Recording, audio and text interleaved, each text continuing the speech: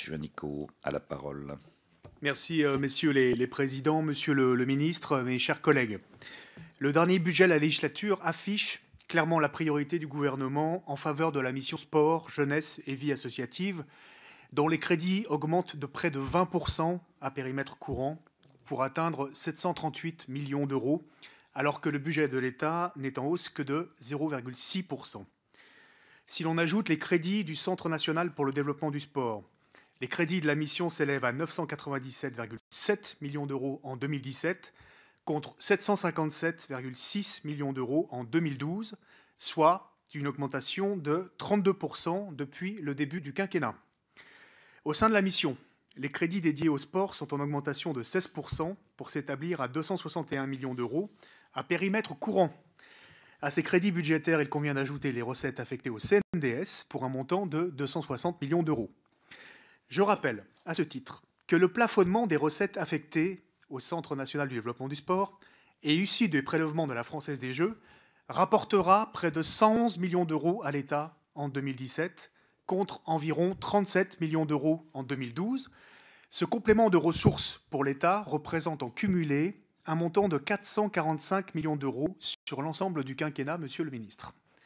Je me félicite dans ce contexte de l'adoption en première lecture de l'un de mes amendements proposant de déplafonner pour 10 millions d'euros le prélèvement sur les paris sportifs, une ressource très dynamique, avec 30% de plus de progression en 2015, afin de financer au sein du CNDS un fonds dédié au développement de l'héritage sportif et territorial dans le cadre des Jeux olympiques et paralympiques de Paris 2024, quelle que soit l'issue de la candidature que nous espérons, pour notre part, ici, tous positive.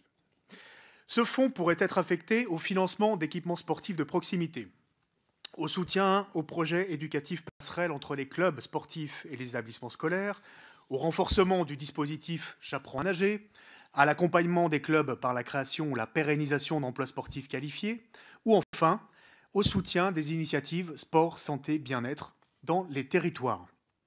Afin de pérenniser le financement de ce fonds au-delà de 2017, j'ai déposé un amendement prolongeant jusqu'en 2024 la contribution additionnelle à la Française des Jeux qui était initialement destinée à financer la construction des stades de l'Euro 2016 et qui doit s'éteindre l'année prochaine. Seriez-vous favorable, monsieur le ministre, à une telle mesure ? Je souhaite également attirer votre attention sur la situation de l'Agence française de lutte contre le dopage. J'estime qu'il serait utile de repenser le mode de financement de l'agence afin de lui garantir à l'avenir un niveau de ressources suffisant à la réalisation de ses missions et d'en faire un point fort de la candidature pour les Jeux Olympiques de 2024. Je propose avec ma collègue Valérie Fournéron, dans le cadre d'un amendement d'appel, d'affecter une partie additionnelle de la taxe Buffet à l'AFLD à partir de 2018. Quelle serait votre position, monsieur le ministre, sur ce sujet ? Au-delà du soutien financier apporté par le programme sport, j'ai souhaité porter une attention toute particulière cette année sur le développement du sport santé-bien-être. Après le développement de l'activité physique et sportive de la maternelle à l'université, sujet sur lequel nous avons présenté en septembre dernier avec mon collègue Pascal de Guilhem un rapport au gouvernement, il s'agit en effet du second grand levier du développement du sport pour tous et à tous les âges de la vie. Il ressort de mon analyse que les bénéfices de la pratique des activités sportives pour améliorer l'état de santé et le bien-être ne sont plus à démontrer. L'inactivité physique est devenue le 4e risque de mortalité globale. Son coût pour la société s'élèverait à 80 milliards d'euros par an dans la zone européenne. Plus récemment, vous le savez, l'INSERM indiquait que 57% des hommes et 41% des femmes étaient en situation de surpoids, 15% de la population française dans l'obésité.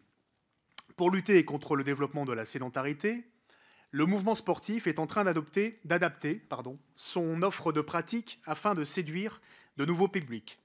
Nager Forme Santé pour la natation, Athlé Santé Loisirs pour l'athlétisme, Pagaille Santé pour le canoë-kayak, etc., pour ne citer que quelques fédérations que j'ai auditionnées cette année.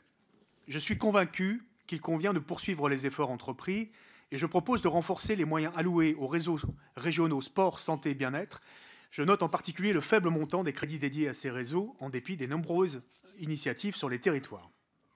Alors que le décret d'application concernant la prescription du sport sur ordonnance pour les patients atteints d'une affection longue durée que nous avons fait adopter dans la loi santé est attendu d'ici la fin de l'année.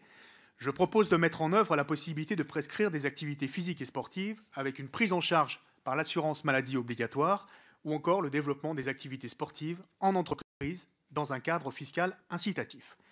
Je vous proposerai à cette fin la création d'un crédit d'impôt sport en entreprise sur le modèle du crédit d'impôt famille.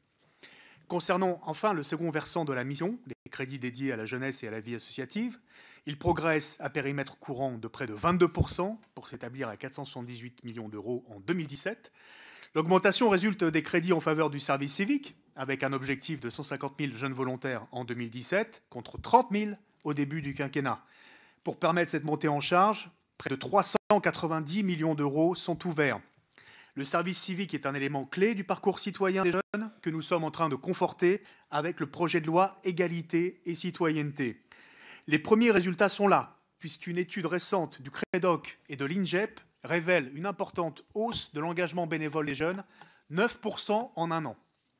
Au-delà des crédits du programme 163, c'est près de 91 milliards d'euros qui seront mobilisés en 2017 en faveur de la jeunesse, soit une augmentation de près de 22% depuis le début du quinquennat, un effort sans précédent, Monsieur le Ministre. Enfin, je souhaite évoquer en conclusion une mesure forte pour 2017 en faveur de la vie associative. Étant l'un des auteurs du rapport parlementaire sur la fiscalité du secteur non lucratif fin 2013, dont les conclusions allaient dans ce sens, je suis pleinement favorable à la mise en place du crédit d'impôt sur la taxe sur les salaires au bénéfice des associations. Cette mesure, dont le coût s'élèverait à 600 millions d'euros, vise à soutenir l'emploi associatif en bénéficiant aux associations qui emploient aujourd'hui 1,8 million de personnes. Messieurs les présidents, monsieur le ministre, mes chers collègues, ainsi, compte tenu des multiples avancées prévues dans ce budget, je vous appellerai, mes chers collègues, à approuver les crédits de la mission Sport, Jeunesse et Vie associative pour 2017. Merci, cher collègue. La parole est à Patrick Vignal, rapporteur pour avis de la Commission.